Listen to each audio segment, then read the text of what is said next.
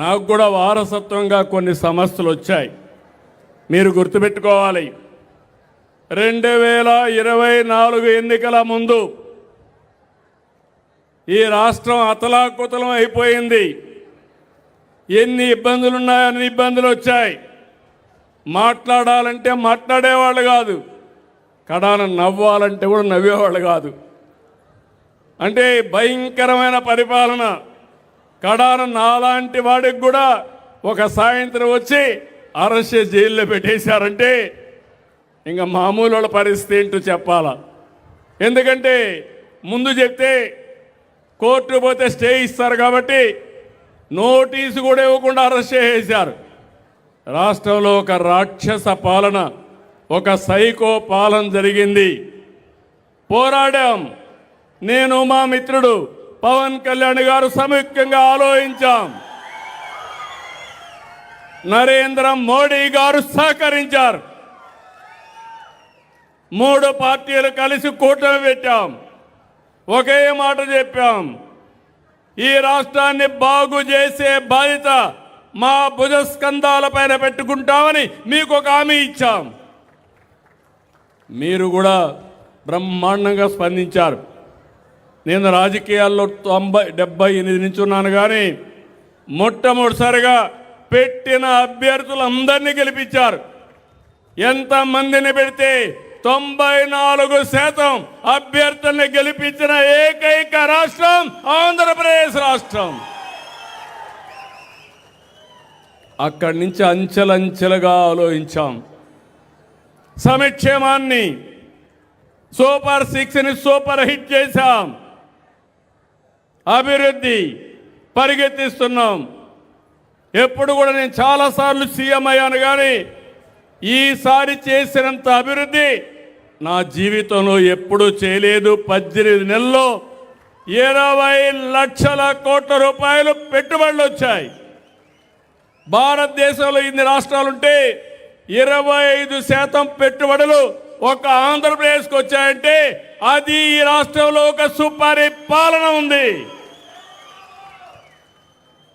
అయితే ఈరోజు మళ్ళా మాట్లాడుతున్నారు, ఆ పార్టీని ఒకటి అడుగుతున్నా, మీ అందరూ చెప్పాలి, ఇళ్లలో చర్చించుకోవాలి. మంచి జరగాలంటే చెడును కూడా గుర్తుపెట్టుకోవాలి. చెడు చేసే వ్యక్తులు కూడా ఎప్పటికీ మర్చిపోకూడదు. అందుకే నరకాసురుడు ఉంటాడు. ఈరోజు నరకాసురుడు వధ జరిగిన తర్వాత ఏం చేస్తున్నాం మనం? ఏం చేస్తున్నాం? దీపావళి పండుగ చేసుకుంటున్నావా లేదా? ఎందుకు దీపావళి పండుగ చేసుకుంటున్నాం? చెడుని ఒకసారి గుర్తుపెట్టుకొని మంచిని మళ్ళా చేయడానికి, ముందుకు పోవడానికి చేస్తున్నాం. ప్రతి సంవత్సరం సంక్రాంతి సందర్భంలో మన పెద్దల్ని గుర్తుపెట్టుకోవడానికి మనం వాళ్ళకి నివాళులు, పెద్ద పండుగ రోజున పూజలు చేస్తున్నావా లేదా? చేస్తున్నావా లేదా? చేస్తున్నాడు, చేతులు పైకెత్తండి.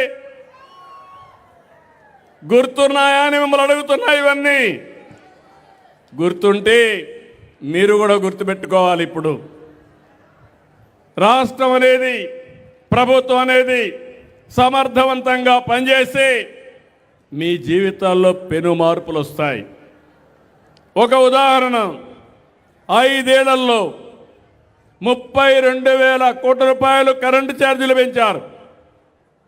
ఆ వ్యవస్థలో 1,20,000 కోట్ల రూపాయలు అప్పులు చేశారు. అవినీతి జరిగింది, అసమర్థత పెరిగింది, భారం మీ మీద పడింది. నేను వచ్చిన తర్వాత సమర్థవంతంగా పనిచేయించాను. పోయిన గవర్నమెంట్లో వేసిన 4,600 కోట్ల రూపాయలు మీ మీద ఎక్సైజ్ డ్యూటీ వేస్తే దాన్ని అమలు చేయకుండా రద్దు చేసిన గవర్నమెంట్ ఎన్డీఏ గవర్నమెంట్ అని మరొకసారి మీకు తెలియజేస్తున్నా. ఎన్నికల ముందు చెప్పాను, కరెంటు ఛార్జీలు పెన్షన్ చెప్పాను. చెప్పానా లేదా? పెన్షన్, కరెంటు ఛార్జీలు పెంచకుండా 5 సంవత్సరాలు మీకు కరెంట్ ఇచ్చే బాధ్యత నాదని మరొకసారి హామీ ఇస్తున్నా. ఏ విధంగా సాధ్యమైంది? సమర్థత పెంచాం. అవినీతిని కంట్రోల్ చేశాం. ఒకప్పుడు మీరు చూస్తే, ఎందుకంటే మీకు అందరికి అర్థం కావాలి ఇవన్నీ, ఒక యూనిట్ ఉత్పత్తి చేయడం కానీ కొనుగోలు చేయడం కానీ మీకు సరఫరా చేయడానికి ₹5.19 గవర్నమెంట్కి అవుతుంది.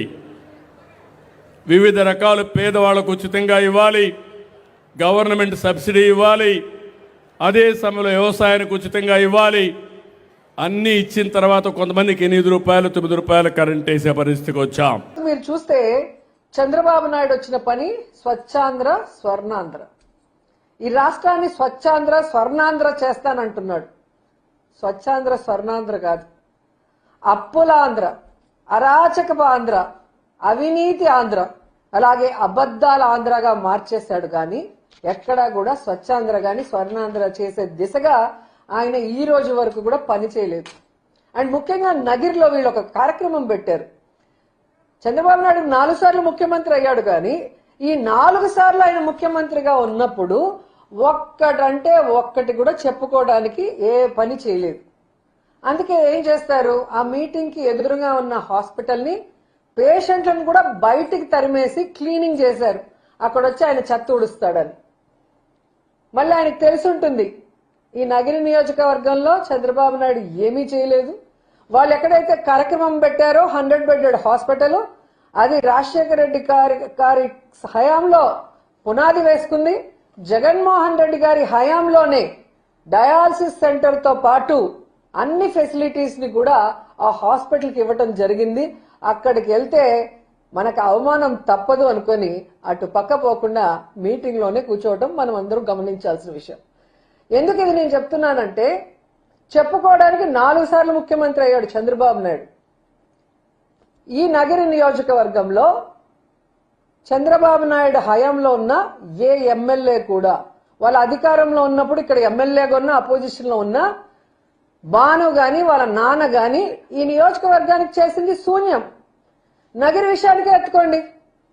నగరికి కావాల్సిన అర్బన్ హెల్త్ సెంటర్లు మొన్నటి వరకు రెంటెడ్ లో ఉన్నాయి, జగనన్న హయాంలో మేం కట్టినవి. డయాలసిస్ సెంటర్ జగనన్న ఆశీస్సులతో మేం కట్టినవి. పార్క్ మేం కట్టినది. ఎలక్ట్రిక్ క్రిమినేషన్ సెంటర్ మేం కట్టినది. టెంపుల్స్ మేం కట్టినది. పాలిటెక్నిక్ కాలేజ్ పుత్తూరులో మేం కట్టినది. షాదీ మహల్ మేం కట్టినది. టీటీడీ ద్వారా వడమాలపేటలో కళ్యాణ మండపం కట్టాము. ఇప్పుడు నగిరి రూరల్లో బుగ్గాగ్రహారం దగ్గర మేమే కట్టాం.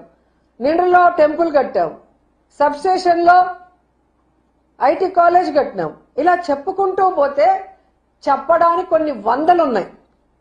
రైతు భరోసా కేంద్రాలు, సచివాలయాలు, అర్బన్ హెల్త్ సెంటర్లు అన్నీ కూడా చెప్పుకోవడానికి, విలేజ్ క్లినిక్లతో సహా, రోడ్లు, డ్రైన్లు, పేదవాడికి ఇళ్లతో సహా ఇవి మేము చేశామని గర్వంగా చెప్పడానికి, చూపించడానికి ఉన్నాయి.